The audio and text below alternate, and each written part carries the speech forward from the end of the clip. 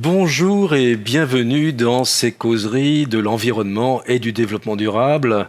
Une nouvelle série consacrée au plastique. Nous vous proposons une nouvelle série qui sera consacrée au plastique avec comme invité Marie Thienbaut-Morel. Bonjour Marie Thienbaut-Morel. Bonjour Christophe Porlier. Alors nous sommes très heureux de vous recevoir aujourd'hui et pour le coup une série sur le plastique avec un titre quand même qui interroge, un peu énigmatique. Tous responsables. Alors, un gros challenge de traiter en 30 minutes cette question de la responsabilité. On ne va pas forcément le faire aujourd'hui. C'est une façon un petit peu sexy, finalement, de poser la question de l'impact des politiques publiques sur ce sentiment de responsabilité des individus. Est-ce qu'on est tous responsables ? Et est-ce qu'on se sent tous responsables ?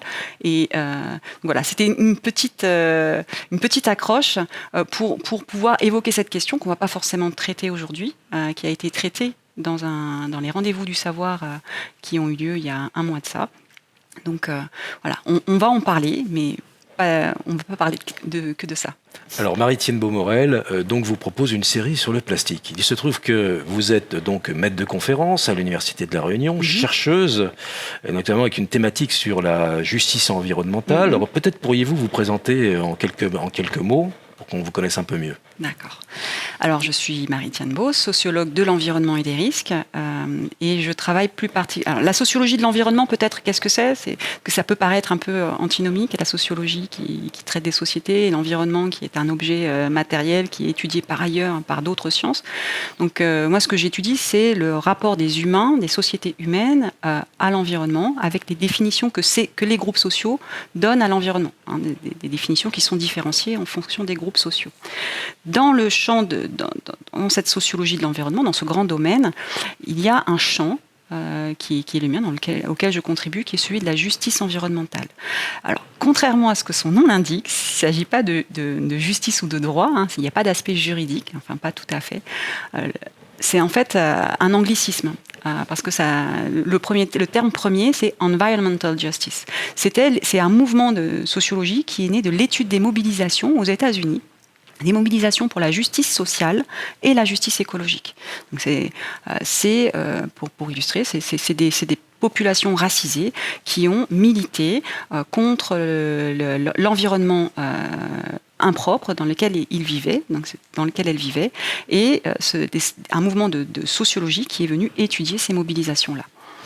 Alors c'est absolument passionnant, c'est un sujet qu'on va aborder en profondeur puisque vous allez animer cette série de causeries. Et là c'est la première donc qui a comme objectif d'abord de vous présenter, puisque vous serez amené à présenter cette série de causeries et surtout de comprendre quel va être le programme, la ligne éditoriale de ce programme sur le plastique avec évidemment des dimensions qui sont très très variées. On a à la fois les sciences sociales qui sont mobilisées mais aussi les sciences dites dures, fondamentales, la biologie, la chimie, etc. Donc on essaiera effectivement auprès de nos auditeurs de faire comprendre cette problématique du plastique, mais de façon vraiment un peu globale, un peu holistique.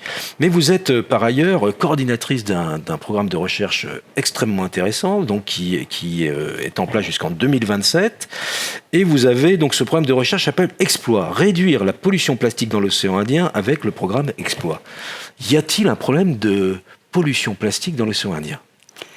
Oui, il y en a un gros, et il y a un besoin de mieux connaître, de mieux mesurer, de mieux identifier ce problème. Alors le programme Exploit, c'est un très gros programme qui est porté par la Commission Océan Indien. Et à l'intérieur de ce programme, il y a 3 composantes. Un volet recherche qui est coordonné par Thierry Bouvier du CNRS. Et à l'intérieur de cette composante, il y a plusieurs volets, des volets pluridisciplinaires.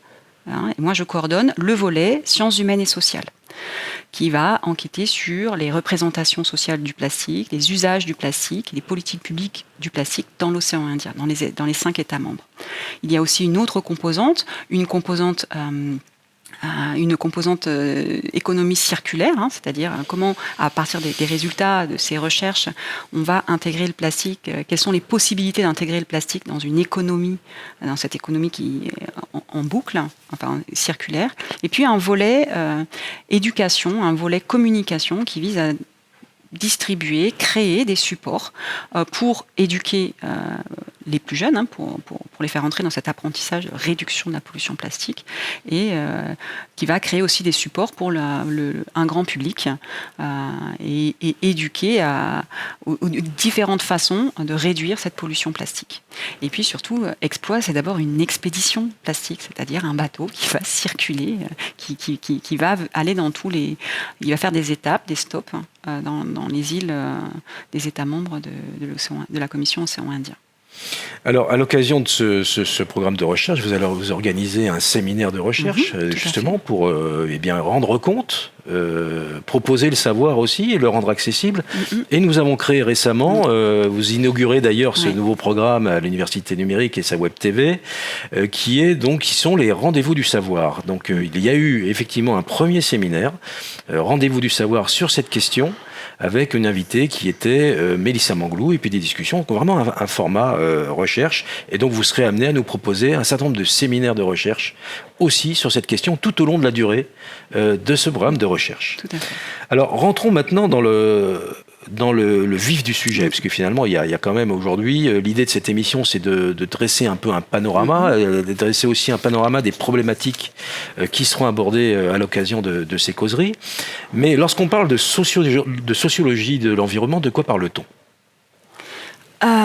Quand on parle de sociologie de l'environnement et de plastique, on interroge le rapport des groupes sociaux, des sociétés, à cet objet matériel qui peut être traité par d'autres disciplines scientifiques. Mais là, on l'interroge depuis la sociologie. Et quand on pose cette interrogation, quand on éclaire cet objet plastique depuis les sciences sociales, il y a tout un tas d'éléments qu'il faut clarifier. Des éléments de langage, des éléments conceptuels, des éléments contextuels. D'accord ? Et la première chose qu'il faut éclairer, c'est dans quelle société on va parler des problèmes que pose le plastique. Et le premier élément que j'aimerais poser, c'est que l'interrogation du plastique qu'on veut essayer de faire, c'est depuis des sociétés qui ont des particularités. Moi, je l'éclaire dans mon travail à partir d'une grille de lecture postcoloniale. Ça veut dire qu'on considère le territoire réunionnais, la société réunionnaise, en continuité avec les différentes périodes esclavagistes, coloniales, et plutôt que considérer une rupture depuis la départementalisation, on va considérer une continuité, c'est-à-dire qu'il y existe les inégalités qui étaient présentes dans la société coloniale et esclavagiste, les inégalités sociales, les inégalités raciales, les inégalités de genre, eh bien, elles ont perduré. Et elles ont aujourd'hui encore des effets, et elles ont un effet dans la façon d'appréhender le problème plastique, la façon de résoudre, de contribuer à la résolution du problème plastique. Donc déjà, ce que fait la sociologie de l'environnement à l'objet plastique, c'est qu'elle le remet en contexte. Et elle interroge cet objet au regard de la spécificité de notre société postcoloniale réunionnaise. Donc là, on est vraiment là sur un focus qui va s'intéresser au cours de ces causeries. On parle de l'exploit océan Indien, et là donc nous serons sur aussi un focus de réunionnais, c'est-à-dire qu'en s'interrogeant sur l'histoire de comment effectivement le plastique, par exemple, est arrivé à la Réunion, à quelle occasion, pour quelles raisons politiques aussi, c'est-à-dire qu'il y a eu des choix à un moment donné d'industrialisation notamment et de production locale de ce produit qui d'ailleurs, et je l'ai appris au travers de ce séminaire, c'est-à-dire qu'il y a dans les années 50, ce produit plastique était tout nouveau. C'était des objets qui ont apporté beaucoup, qui aujourd'hui posent un problème parce qu'on l'a pas anticipé ce problème, puisque le plastique est un produit qui provient de la transformation du pétrole. On l'oublie peut-être un peu des fois. Et aujourd'hui, on est confronté à une production exponentielle, des millions de tonnes dans le monde, des milliards de bouteilles, par exemple, produites chaque année, dont on ne sait pas trop quoi faire. Donc cette sociologie de l'environnement, vous avez une approche donc différenciée en fonction de l'histoire, en fonction des publics, et en fonction effectivement du rapport que l'on peut avoir aux objets, et effectivement l'objet plastique fait partie des objets sur lesquels il peut y avoir une différenciation. Alors justement, vous parliez de société post-coloniale. En quoi est-ce intéressant de positionner cette question du plastique, pour vous en tant que sociologue, dans ce continuum ? Alors là, là, ça va être un véritable teasing pour les rendez-vous du savoir. Le premier épisode où nous avions deux invités, celle qui exposait Mélissa Manglou et sa discutante Géraldine Leroux, qui sont toutes les deux respectivement géographes et anthropologues.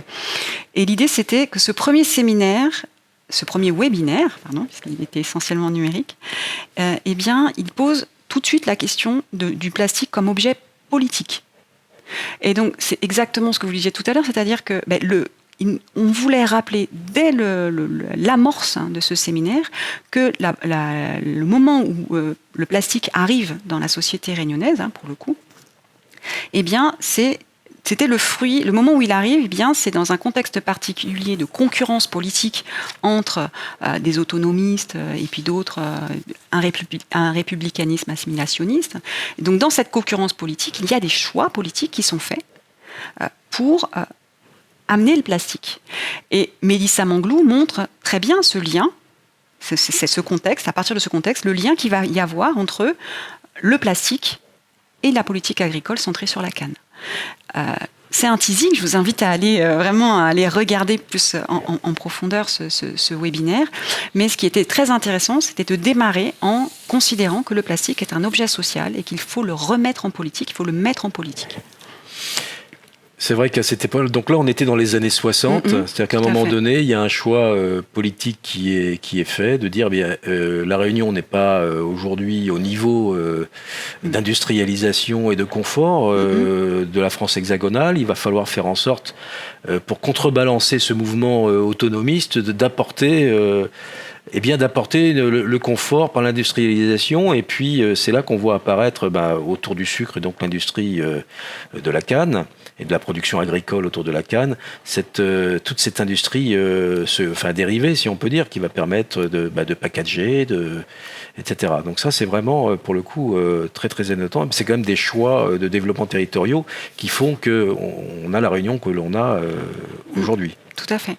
Oui, c'est quelque chose qu'il faut bien avoir en tête. Quand on pose aujourd'hui la question des politiques publiques qui visent à réduire la pollution plastique, il faut comprendre comment cette pollution a émergé, ce qu'elle a fait aussi. Parce qu'en la considérant tout de suite comme pollution, on évacue tout ce que ça a eu de bien, finalement. Le plastique a permis, alors le plastique entre autres, et bien d'autres choses aussi, mais à travers les politiques publiques qui ont introduit le plastique, eh bien, il y a eu des conditions de vie des gens qui se sont énormément améliorées. Et donc,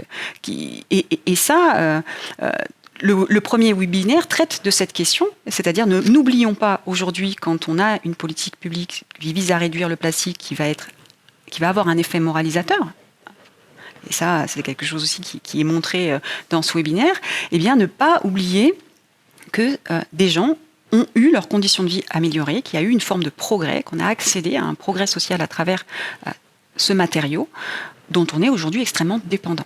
Donc l'idée, c'est de remettre ça en place, c'est-à-dire comment est-ce qu'on fait pour se passer de quelque chose dont on est extrêmement dépendant aujourd'hui, dans tous les domaines de la vie.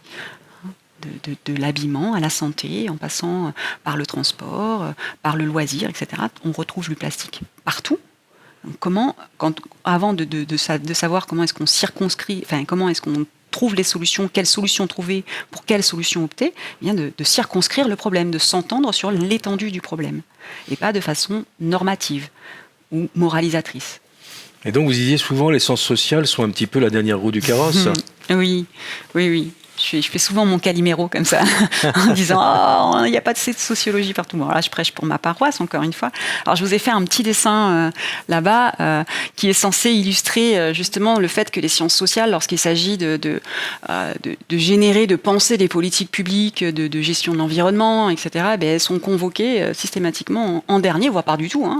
C'est vraiment sous l'effet de quelques collègues qui sont convertis, qui ont pris conscience de l'impact social de l'environnement et des politiques publiques de protection qui convoquent les sciences sociales de gré à gré. Mais très souvent, c'est la biologie, l'économie, l'écologie qui sont convoquées dans les premiers temps d'un programme de recherche ou dans un programme de gestion. Et du coup, il ne s'agit pas de faire son Calimero, de dire « pourquoi pas les sciences sociales ?» Non, il s'agit de dire « quel effet ça a ?» en fait. Quel effet ça a de ne pas générer de savoir sur la société dans les problèmes environnementaux. Eh bien, le premier effet, c'est de dire qu'il y a toute la partie des usages, des représentations est évacuée. C'est-à-dire qu'on ne questionne pas un usage, on a une représentation sur les usages. Et on fait comme si tout le monde avait les mêmes pratiques quand on considère les pratiques. Le deuxième aspect, le deuxième effet, en général, on convoque les sciences sociales quand il s'agit de produire de la communication, ou de rendre acceptable. C'est-à-dire d'interroger l'acceptabilité, même pas d'interroger l'acceptabilité, de rendre acceptable des politiques publiques. Donc ça dit tout de suite, en fait, que cette politique n'a pas tenu compte en amont, n'a pas fait participer en amont les populations qu'elle vise. Donc voilà, c'est une forme de clin d'œil, c'est très symbolique en fait ce qui se passe là. Là, vous me donnez, vous, équipe de l'Université numérique de La Réunion, l'opportunité d'initier, de démarrer un cycle de causerie sur le plastique, sur un objet éminemment matériel, en posant dès le départ un cadre politique, un cadre sociologique. Et ça, c'est une opportunité pour laquelle je vous remercie. Nous nous intéresserons donc à la dimension aussi immatérielle de cette thématique. Alors, c'est d'autant plus important que c'est un sujet complexe. Nous parlions de l'approche holistique, l'approche globale. Est-ce que sans ces sciences sociales, on peut avoir une approche globale d'une telle thématique ? Oula, est-ce qu'on peut le faire ? Très franchement, j'en doute. Dans un système ultra-démocratique avec des processus de participation, oui, très certainement. Alors, je pense que vous avez dit le mot, c'est-à-dire que là, on est sur un questionnement aussi de choix de société, donc un questionnement démocratique qui interroge et qui doit interpeller le citoyen. Donc, on parle souvent de sensibilisation, et je sais que ce mot-là, vous ne l'aimez pas beaucoup. Non, je l'aime pas. Je ne l'aime pas parce que, en fait, c'est un avis personnel, mais c'est aussi qu'il draine avec lui plein de choses qui, à mon sens, ne sont pas justes socialement parlant, parce que quand on parle de sensibilisation, qu'est-ce qu'on dit ? On dit que les populations à sensibiliser n'ont pas de sensibilité écologique. Non. Ce qu'on dit surtout avec ce terme, c'est qu'on ne connaît pas la représentation de l'environnement du groupe ou du public que l'on cible. C'est ça que le terme sensibilisation dit.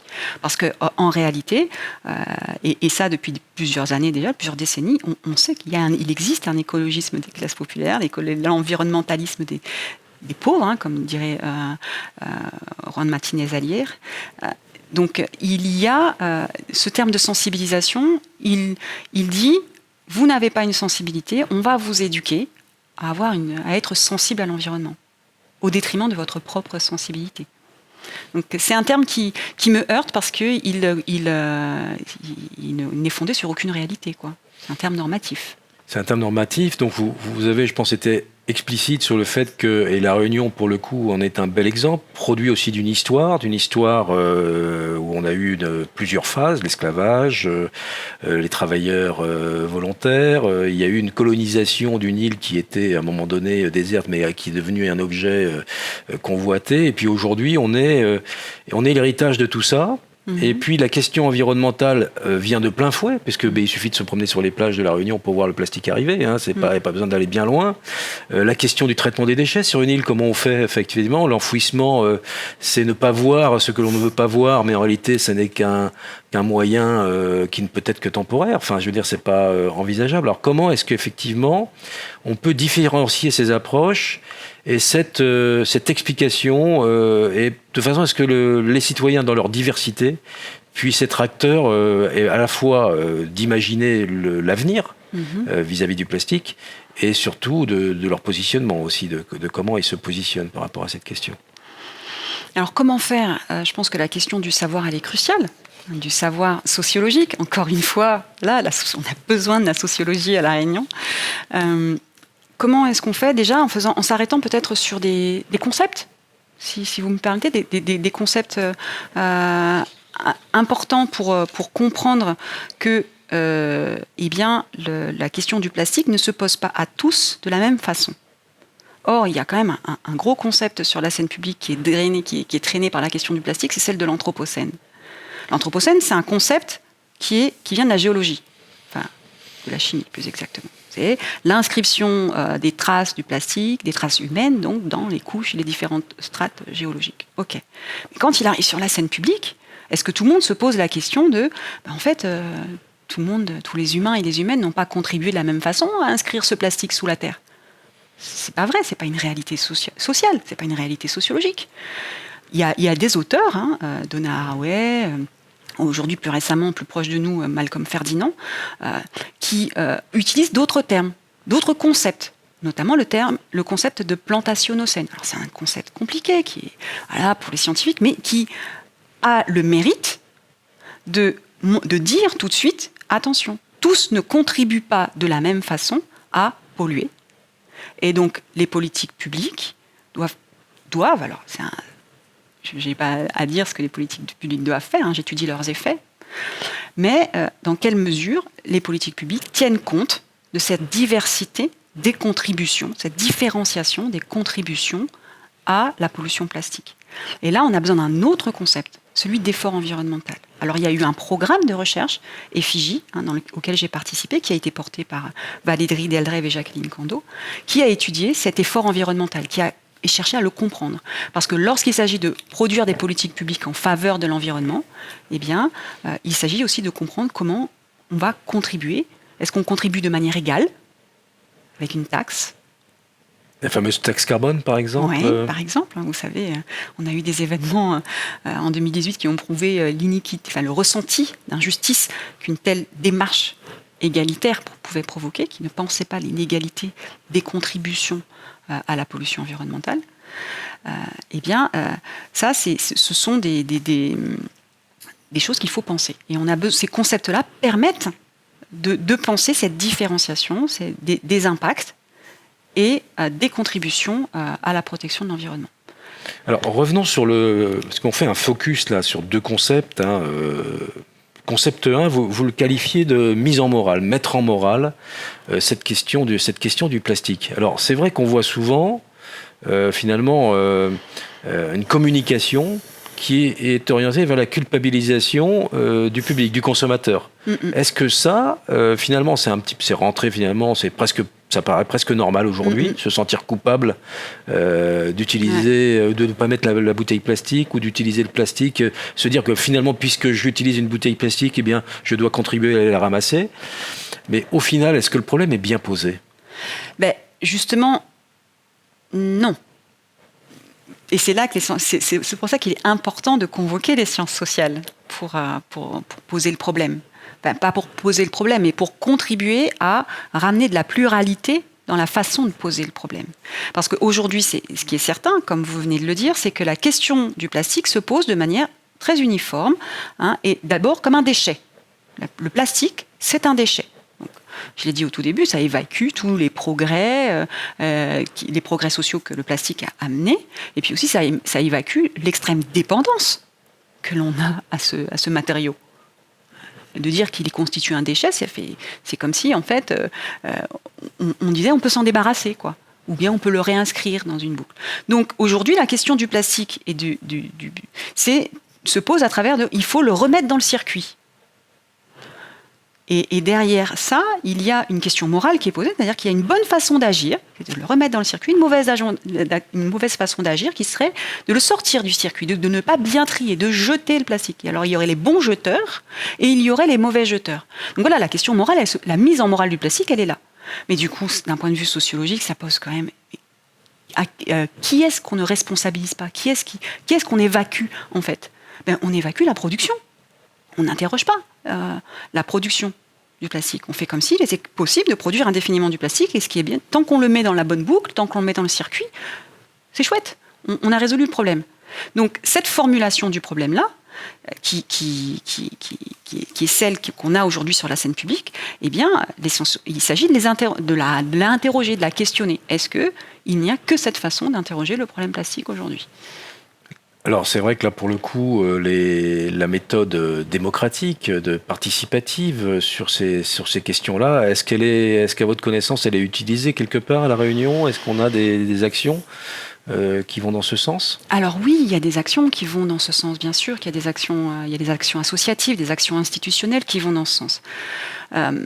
Cela dit, quelle définition on met sur participation? Qu'est-ce que c'est que faire participer? Est-ce que faire participer, c'est faire travailler gratuitement des gens, ou est-ce que c'est intégrer les gens au processus décisionnel. Il y a un continuum en fait de participation. Voilà, j'ai une super stagiaire qui travaille là-dessus en ce moment dans le cadre d'un autre programme qui porte indirectement sur la question du plastique, le programme SMAC sur la protection des oiseaux. Et une stagiaire qui travaille justement à caractériser l'action participative des associations, comment est-ce qu'elles font participer la population. Et ce qui est notable, alors, on a commencé à obtenir des résultats sur le plastique, sur comment les associations font participer les gens au problème plastique, et on peut remarquer que sur le plastique, il se pose la question de la participation, elle est très hétérogène, elle est traitée de manière très différente. Tout le monde, toutes les associations, toutes les institutions ne se représentent pas la participation de la même façon, et du coup, l'aspect décisionnel est très souvent évacué.